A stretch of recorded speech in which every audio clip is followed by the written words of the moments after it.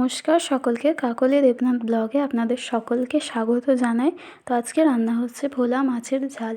তার জন্য আমি ফার্স্টে ভোলা মাছটাকে নুন, হলুদ এবং লঙ্কা গুঁড়ো দিয়ে কিছুক্ষণের জন্য এটাকে মাখিয়ে আমি রেখে দিয়েছিলাম। তারপরে এটাকে ভেজে নিতে হবে। তো কড়াটাকে গরম করে নেব ভালো করে।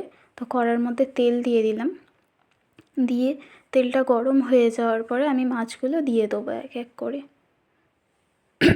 তো মাছগুলোকে খুব ভালো করে ভেজে নিতে হবে।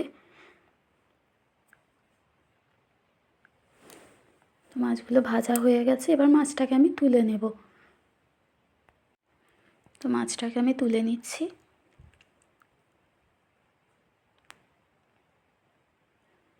দেখুন হয়ে গেছে, সব মাছ আমার ভাজা হয়ে গেছে অলরেডি।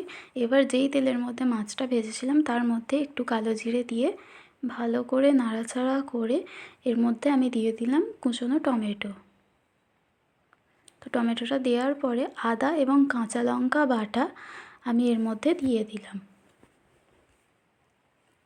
দিয়ে এবার এটাকে ভালো করে একটু কষিয়ে নিতে হবে। কষিয়ে নেওয়ার পর এর মধ্যে আমি একটু জল দিয়ে দেব।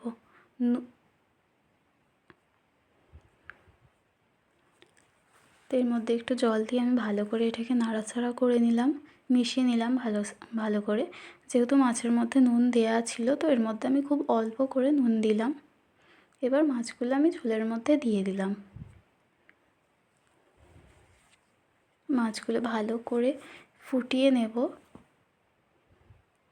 সর্ষে বাটা দিয়ে দিলাম এর মধ্যে একটু।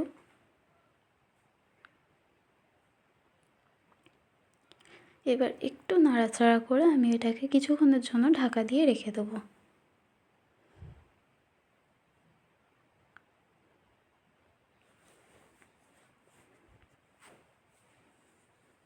তো 5 মিনিট হয়ে গেছে, তো আমি ঢাকাটা খুলে দিলাম। দেওয়ার পরে এর মধ্যে একটু ধনেপাতা দিয়ে দিলাম। দিয়ে রান্নাটা কমপ্লিট হয়ে গেছে। তো রান্নাটা আমি এবার নামিয়ে নেব। তো রান্নাটা কেমন হলো অবশ্যই জানাবেন। ভালো লাগলে একটা লাইক এবং সাবস্ক্রাইব করে দেবেন। দেখা হচ্ছে নেক্সট ব্লগে।